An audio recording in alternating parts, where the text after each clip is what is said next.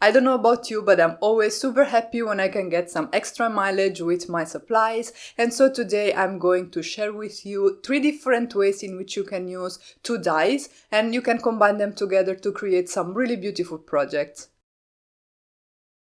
Hi everyone, it's Laura Volpes, and in today's video I'm going to share with you how to create a tag, a card and a shadow box that can be used as a lantern using products from the latest ModaScrap release. As always, just a quick reminder that if you did enjoy this video, you can let me know with a comment in the comment section down below and a little thumbs up. This also helps my channel a lot. And if you haven't already, you can subscribe to receive more card making and paper crafting inspiration from me. And now let's get started. Let's start from the tag, and as a first step, let's have a look at the products that I used to create it. I used the winter frame die, the winter season die, and I also used the dashing circles dies, all available in the ModaScrap store. I only used 2 colors for my palette for this tag, and I used the ModaScrap Woodstock white cardstock and the pastel grey cardstock. As I said, this tag was very quick and easy to create, and I started by doing some die cutting. I have here 2 circles, one out of some pastel grey cardstock and one out of some Woodstock white cardstock that I die cut with the dashing circles dies. I'm then going to use the winter frame die to create a beautiful floral frame out of the Woodstock white die cut circle. I secured the die in place with some purple tape and then I ran it through my die cutting machine, and look how gorgeous and delicate this frame is. It's absolutely beautiful. All 3 projects today will feature such a frame as well as some other elements in common, and we will see this as the video progresses. The next step was to create a snowfall effect on what will be the background of my tag, so I took some fluffy in the color old linen, but you could also use brilliant white if you wanted to. I just was going for a little bit of a more subtle result. What I did is I just picked up some of the fluffy with a spatula, I diluted it with water, and then with a paintbrush I created droplets all over my panel.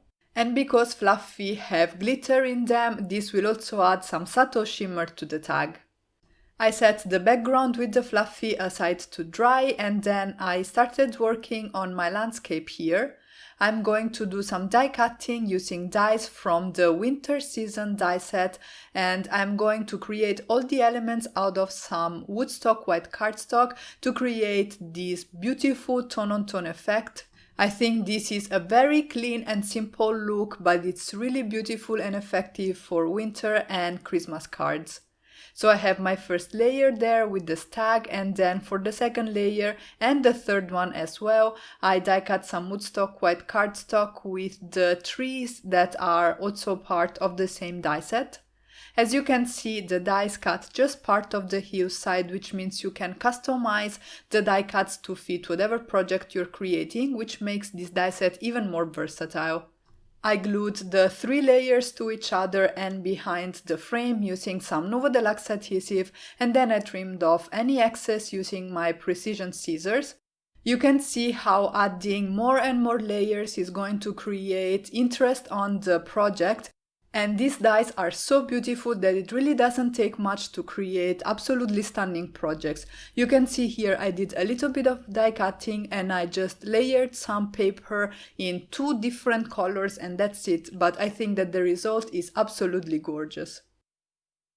At this point I adhered the tag front to the base and I turned it into an ornament by die cutting some more pastel grey cardstock using one of the dies in the winter frame die set.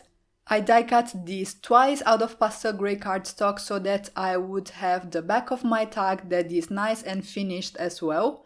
And in order to complete that part, I also die cut one more circle out of pastel grey cardstock, and I'm stamping a sentiment from the Santa Claus stamp set. This was part of last year's Christmas release by ModaScrap, and I'm going to adhere it to the back of my tag so that this can be added to gift packaging, or you can even not stamp the sentiment and leave that empty for your personalized message. I finished off the tag by threading some baker's twine through the eyelets there at the top of my ornament, and that's the first project for today. As you saw, very quick and easy to make, but in my opinion, absolutely stunning. The second project for today is a flat vellum shaker card that I created using the same supplies as I showed at the beginning of the video, plus a couple extra. I introduced one more color in my palette by using the pastel purple cardstock by ModaScrap. To create the base of my card, I used the dashing squares dies, and then for my sentiment I used the Christmas Italian style stamp set. As a first step, I did some die cutting off camera and I used one of the squares dies in the dashing square stamp set to die cut some pastel gray as well as some pastel purple cardstock. I created a frame using the winter frame die and the dashing circles dies out of some woodstock white cardstock in the same way as I showed in the first part of the video. Using the same circle die that I used to create the frame, I also die cut the window of my shaker out of my pastel gray cardstock panel, and then I added a snowfall effect on the purple panel here, which will be the background for my shaker card. Also in this case, I diluted some fluffy in the color old linen with some water, and I created the snowfall with a paintbrush. For my landscape elements, I did some more die cutting with the winter season dies of some woodstock white cardstock by ModaScrap. This time, instead of going for a woodland scene, I created a small village just to differentiate the projects a little bit more and to try out all the fun dies in that beautiful set. I die cut two hillsides here in order to create again a little bit of layering and add depth to the scene, and before gluing everything I'm going to move on and start working on the pocket of my shaker. As I mentioned, this is going to be a vellum shaker card and it's going to be a flat one, and this is why I am creating this pocket. This is where my embellishments will go, and because this shaker card is flat, it's going to be much easier to mail than a traditional shaker card. So what I did is I trimmed down some vellum to a size which is a little bit larger than my card front. The square there measures 4 3/4 by 4 3/4 inches, and I cut my vellum to 5 1/4 by 5 1/4 inches. I scored each side at 1/4 of an inch, and then you can see here I am trimming off the corners so that it's going to be easier to fold these little flaps and create my pocket. I'm reinforcing the folds with a scoring tool, and then I can go ahead and adhere this to the back of my shaker. I'm going to use some double-sided adhesive on the flaps that I just created, and as you can see I am going to glue just 3 of them, whereas I'm going to leave the 4th one lifted, because this way I can use this, as I said, as a pocket and add all my embellishments. As you can see, the vellum also tones down that purple cardstock and creates this really soft wintry feel that I personally really love. I am now filling up my shaker with some chunky glitter, and the reason why I chose this type of embellishment is that I wanted my shaker card to stay as flat as possible, but I also wanted to be able to be generous with my shaker elements, and this was just the perfect solution for that. At this point I can close the pocket by sealing that 4th side over there, and then before moving on and finishing to assemble my shaker card, I decided that I wanted to add a little bit of snowfall also on the vellum here. You can in real life still see some of the snowfall that you have on the purple panel, but I wanted a little bit of a stronger effect, and that's why I added the snow also on the vellum. Next, I adhered the landscape elements together and I also glued them down to the frame. I'm using Nuvo Deluxe adhesive, and once that step is done, I can trim off the excess that's hanging off the frame using my precision scissors, and then I can assemble my shaker at last. I started by adhering the gray panel on my shaker background, and then I'm going to nest the white frame right inside that window opening there. And by the way, if you wanted this project to be even faster, you could skip the shaker part, just back the frame with some vellum and glue everything to your purple cardstock, and the result would be absolutely gorgeous anyway. I decided that I wanted to mat my grey cardstock on some white cardstock as well, and so I die cut some woodstock white paper by ModaScrap with another of the dashing squares dies, and I glued everything together. For my sentiment, I'm going to use the Christmas Italian style stamp set, and I'm stamping the word Christmas on woodstock white cardstock using a light grey ink. And then I'm also going to heat emboss the second part of the greeting so that the whole thing reads Christmas wishes. And I'm going to do some heat embossing with white embossing powder over that same pastel grey cardstock that I used for the front of the shaker.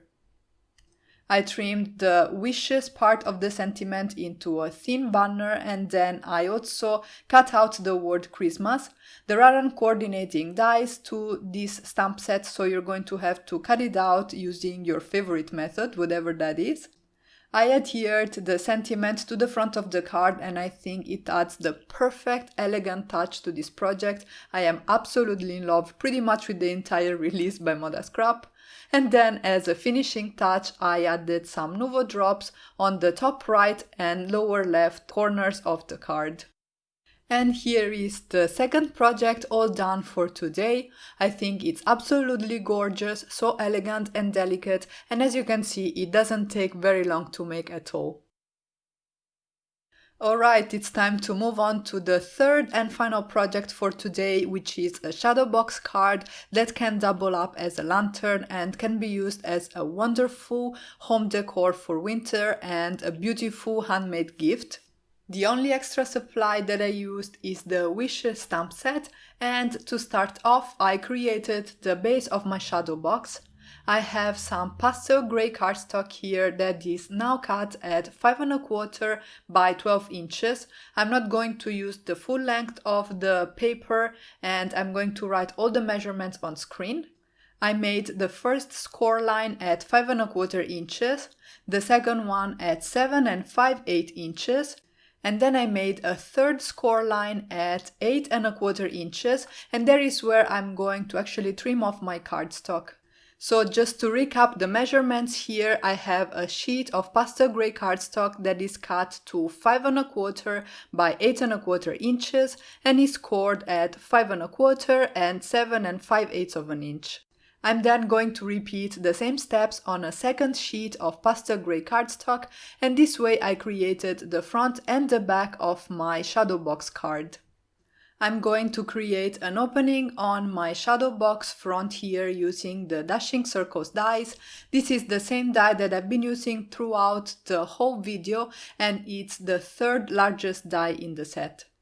At this point I can go ahead and reinforce the score lines with my scoring tool, and I also decided to coat the back of this panel using some Vellum by ModaScrap. Actually, if you decide to recreate this project, I would advise that you wait until later on to take this step, and I will explain to you why in a little bit. But anyway, that's how I did it, and I anyway found a way around the troubles that this got me into. I used some double-sided adhesive and I trimmed off the excess with my scissors. And I think that the vellum really creates that magical touch in this project, especially when used with tea lights. I will show you everything later on. The next step is to create more layers for the shadow box, and for that purpose I cut some more pastel grey cardstock, and the size of these panels is 5 1/4 by 6 inches. I am scoring the panels along the long sides at 3/8 of an inch from each end, and this basically leaves me with some flaps that I can use to adhere these panels inside my shadow box. Again, I'm using my score tool to reinforce the lines, and here comes the part where I wish I hadn't adhered the vellum to the front of my shadow box.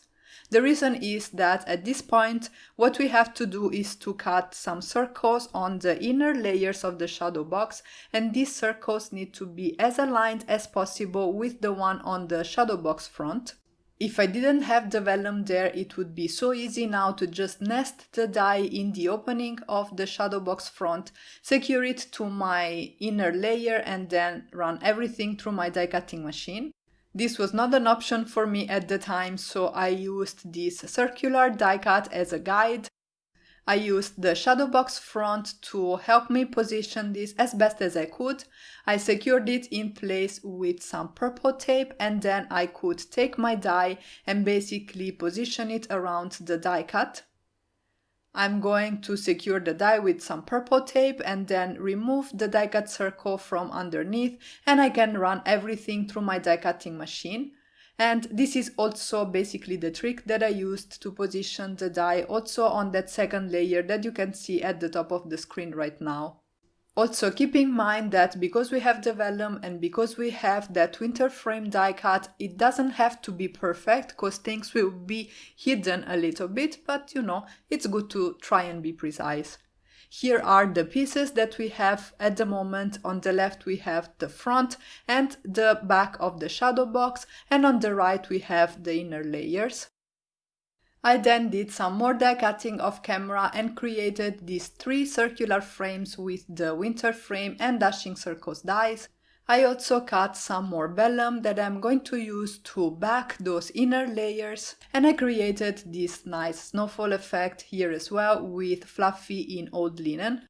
As you can see, there are several repeated elements throughout the 3 projects, which makes this also a great handmade gift set to give to somebody this winter season. This is a rudimentary mask that I created with scrap paper in order to create that snowfall effect also on the front of the shadow box. And then off camera I went ahead and I created several landscape elements that I glued to the back of these winter frames. On the front of the shadow box I'm going to have a hillside with trees as well as one of the stags in the set, and then on the inner layers I'm going to have just one element on each layer. They will not be very visible, they will kind of create a shadow effect as you look through the shadow box, so I didn't need a ton of layers there. Here is how I built those inner layers. I started by backing them with the vellum. In the meantime, my fluffy was completely dry. I built my frames here with the landscape elements, and one thing that I wanted to mention is that when gluing down the frame, I made sure that each frame was rotated with respect to the others, so that there is a little bit more movement in the final project. Once that is done, I can finish off that inner layer by nesting the winter frame inside the circular opening that I created, and then I can actually go ahead and assemble my shadow box card. Here I was trying to show you this kind of transparency effect with the vellum, which I think is really beautiful, especially on winter projects. What I'm doing here is I am coating the back of my shadow box card, this is the inner portion, with some pastel purple cardstock, because I wanted to kind of use the same color palette that I had on the shaker card that I made earlier in the video. It would have been better to do this after assembling part of the shadow box at least, because as you can see here, I had to lift the cardstock a little bit so that I could hide the flap behind the purple panel there, where the front and the back of the shadow box are joined. At this point, I'm going to adhere the inner layers using some double-sided adhesive, and this is very easy to do. You first add them to one side of your shadow box, and then I'm going to show you how easy it is to close the shadow box together. Another thing that I wanted to point out at this point is that I am adhering the 2 layers quite distant from one another, and later on I actually was able to peel off the second one and move it closer to the front one so that both are very close to the front of the shadow box. I'm going to get to that later on, but now I wanted to show you how to close your shadow box card. You're going to add some double-sided adhesive to the remaining flaps. You're going to fold the free side on top of the inner layers, and then you're going to fold the front of the shadow box on top of that exposed double-sided adhesive on the flap on the remaining side of the shadow box. And here is the project once it's all assembled. As I was saying, I decided to remove one of the layers and to position it a little bit closer to the front, and this is because the vellum that I'm using is quite heavyweight, which is wonderful because it's really sturdy, but it means that it covers quite a bit of whatever you have behind. And the added advantage of having all the layers close to each other is not only that you see more of the back layers, but also that you have more space behind them to add your LED lights. I used some fairy lights and the result was absolutely magical. To finish off this project, I stamped the sentiment "Wish" from the Wish stamp set, again with grey ink, and then I heat embossed "Make A" so that the whole thing reads "Make a Wish." The second part was heat embossed with white embossing powder on pastel grey cardstock. I adhered this wonderful tree branch here, it's absolutely gorgeous, from the winter season die set, and then, like I did for the shaker card, I finished off my shadow box with a few Nouveau drops in opposite corners of the front. And here is the third and last project for today. This one required a few extra steps compared to the first ones, but I don't think it features any difficult technique and the result is really stunning. And that's it for today. I really hope you guys enjoyed this video and I hope you found it useful. Let me know which one of the 3 projects was your favorite and which one you are more likely to replicate. If you haven't already, you can subscribe to my channel by clicking on my face here on the end screen, and here's also a couple of extra videos you may want to check out. As always, thank you all so much for stopping by, stay safe and healthy, and have a great day.